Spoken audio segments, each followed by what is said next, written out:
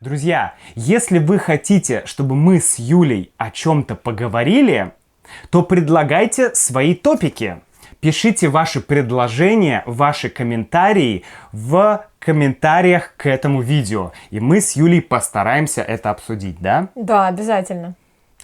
Как говорил Борис Гребенщиков, музыка создает пространство, где обитают наши души. Звучит красиво. Привет, друзья! Привет. Сегодня мы с Юлей обсудим тему музыки. Что такое музыка для нас? Какую музыку мы любим? Какую музыку мы можем вам порекомендовать? Да? Угу. Ты согласна с Борисом Гребенщиковым? Это солист, основатель группы «Аквариум». Потрясающий музыкант российский, записавший, не знаю, это как русский Боб Дилан, да, что-то вроде. Человек, который записал огромное количество альбомов, музыки разной, интересные тексты. Ты согласна, что музыка создает пространство, где обитают наши души? Мне кажется, что скорее да. То есть, конечно, к музыке можно относиться по-разному. Иногда это просто фон. Но если слушать ее вот так с полным погружением, если фокусироваться на том, что ты слушаешь, то, пожалуй, да, это действительно некое такое пространство, некая атмосфера. Ну, смотри, вот я знаю, что ты любишь надеть наушники и пойти гулять по городу. Абсолютно. Вот. Либо надеть наушники и сидеть, смотреть на море, например. Да? Какую-то музыку. Ну, хорошо, допустим, про город. Ты идешь по городу, ты гуляешь, музыка играет. Тебе же не обязательно фокусироваться на музыке, чтобы она действовала на тебя. Мне кажется, обязательно. Ну а как? Когда ты идешь по городу, ты же не все время слушаешь только музыку. Музыка — это часть, ты слушаешь музыку и смотришь на город, смотришь на улицы, на дома, на дорогу, на людей и так далее. Да, но То есть музыка как бы дополняет, именно создает вот это какое-то пространство, создает такой ореол вокруг тебя. Ты как бы надел наушники, и все, и ты в небольшом своем мире. Да, ты оградился от внешнего мира и от всего того, что происходит вокруг.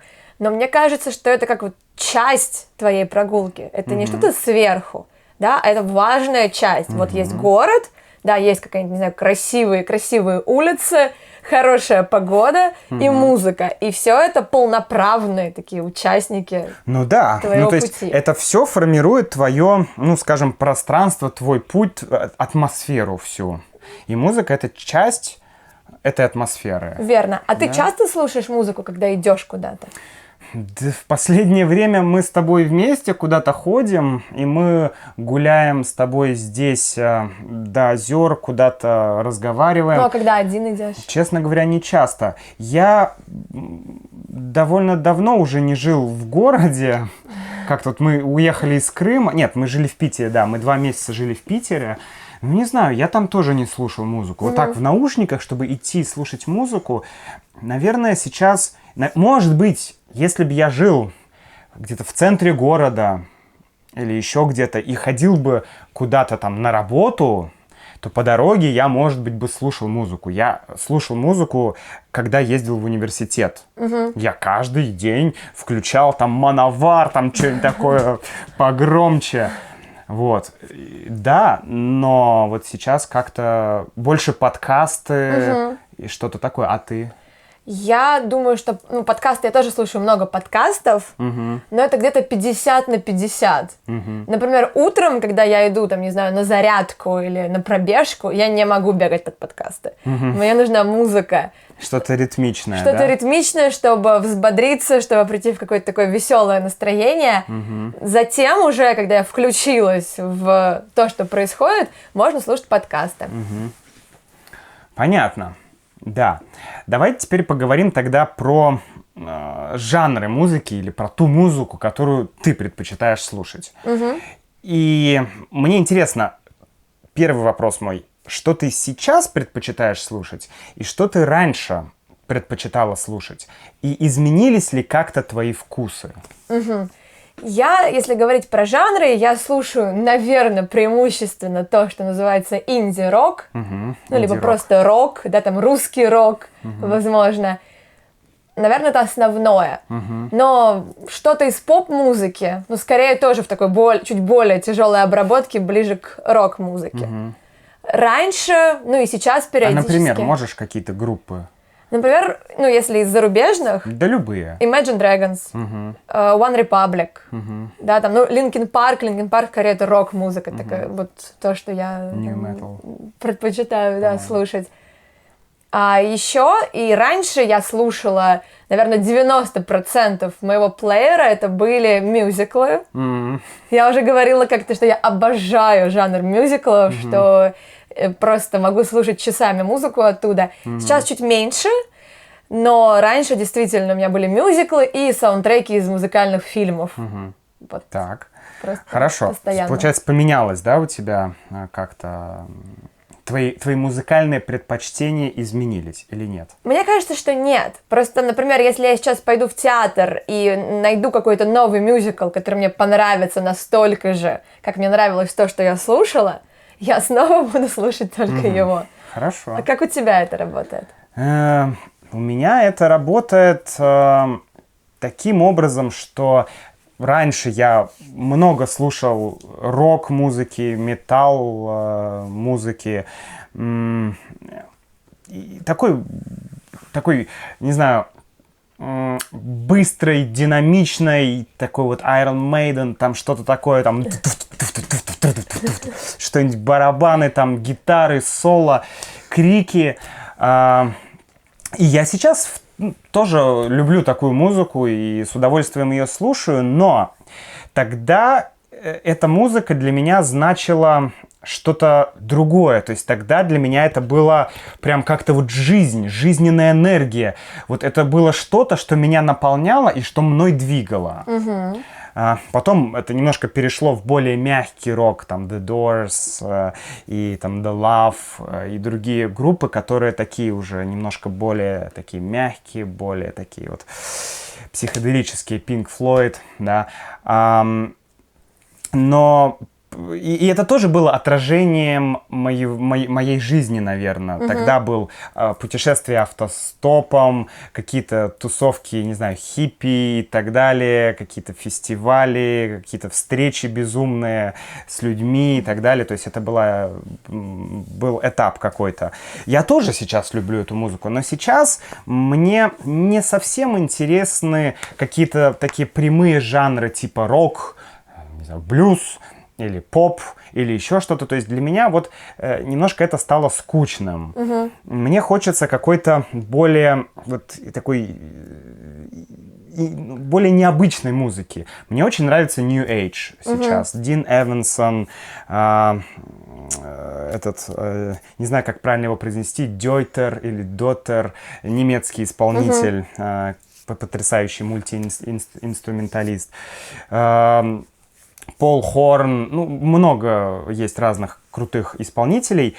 И народная музыка, и, наверное, классическая музыка. Вот вчера я, когда работал, слушал виолончель и арфу.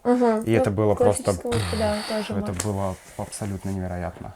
Тоже иногда очень создает такую атмосферу, да, послушать именно классическую музыку, бывает очень приятно. Но знаешь, я вот замечала, что для меня в музыке первичнее тексты, не столько само звучание, поэтому я не часто слушаю инструментальную музыку. Ну вот как-то не ловлю я от этого кайф. А тексты я обязательно лезу смотреть, про что эта песня, если я не понимаю. Там, я могу восторгаться тем, как красиво автор песни подобрал слова, да, как он это все выражает. И вот зачастую я слушаю такую музыку. Ну, кроме тренировок на пробежке, я слушаю какой-то страшный поп с ужасными текстами, потому что он ритмичный. То есть текст или музыка, да, ты про это? Да, вот для меня первичные тексты. Наверное, как раз моя любовь к музыкальному театру, к мюзиклам, вот именно из-за этого, потому что, да, музыка важна, но там все-таки в текстах разворачивается весь сюжет. А ты как к текстам именно относишься? Они важны для тебя? Я понимаю, о чем ты говоришь, но да, наверное, у меня чуть-чуть это работает по-другому. У меня есть некая атмосфера песни.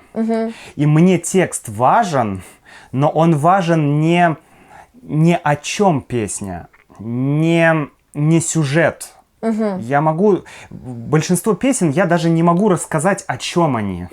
Но я могу... То есть мне нужно подумать, мне нужно вспомнить текст, подумать и сказать, о чем эта песня. Но я знаю текст прекрасно. То есть для меня важно скорее, как текст и музыка одновременно создают какую-то атмосферу. Как они звучат. Да, вместе, как они звучат. Мне нравится именно звучание, какие-то фразы в тексте, Интересно. которые я беру, и которые вот прям меня вот именно отдельные фразы в купе с музыкой, вот они как-то бьют. Общий какой-то смысл и вот какая-то... посыл, что называется, да, посыл. Посыл мне не очень важен. Мне важна именно вот то, что я получаю от прослушивания, как я это воспринимаю. Очень субъективно. Здорово. Вот. Друзья, а что у вас? Как у вас это происходит? Как вы воспринимаете музыку? Какую музыку вы слушаете, напишите нам, пожалуйста, в комментариях, а мы сейчас с Юлей попробуем вам что-нибудь порекомендовать. Из российской музыки. Из российской музыки, Юля. Давай начнем с тебя. Хорошо. Я бы очень рекомендовала группу, которая называется Алоэ Вера. Это инди-рок. Это классная музыка с потрясающими текстами, великолепной солисткой, которая сама пишет эти тексты. Алоэ Вера, очень рекомендую. Есть еще группа, похожа, называется Алая Оли. Тоже очень интересная группа. Они начинали с регги, потом тоже ушли в инди-рок, в поп. Но у них классные тексты, целые истории, которые стоят за этими текстами. Солистку зовут Оля Маркес, можно найти на Ютубе, есть много ее клипов. А ты что порекомендуешь? Сложно сказать, так как я не очень много слушаю вот такой музыки в последнее время, но, наверное, все знают, что я очень люблю «Аквариум» и Бориса Гребенщикова. Это по-любому первая рекомендация. Давайте я еще из русского рока вам порекомендую такую классику. Одну из, российского рока. Это группа «Сплин». Этой группе достаточно много лет уже, но, они вот как образец русского рока. И группа «Ночные снайперы». Тоже русский рок. Ты придумал вторую рекомендацию? Нет, я не придумал вторую рекомендацию. Сейчас, подожди. Единственное, что еще мне приходит в голову, то, что я сейчас слушаю, это музыкант по имени Антон Макаров. И его проект «Диктофон». Русскоязычный проект. У него до этого были англоязычные проекты, а это русскоязычный проект «Диктофон». Очень классный парень. Играет тоже инди-рок, блюз-рок, то есть что-то такое вот... И олдскульное, и вроде современное. Одновременно очень советую послушать Антон Макаров «Диктофон». Вот проект. Есть очень классные песни. Мне очень нравится их песня «Союз Печать». Это песня, это песня группы «Звуки Му». Кстати, Петр Мамонов недавно умер. Да. Солист этой группы умер. И Антон Макаров записал потрясающий кавер на песню «Союз Печать». Да, это просто песня-бомба. И вот здесь как раз есть и текст, и смысл, и посыл. И звучание. И звучание, и все. Друзья, напишите ваши рекомендации. Может быть, вы еще что-то можете порекомендовать тем, кто хочет послушать русскую музыку. А мы с вами прощаемся. До встречи в следующем видео. Всем пока!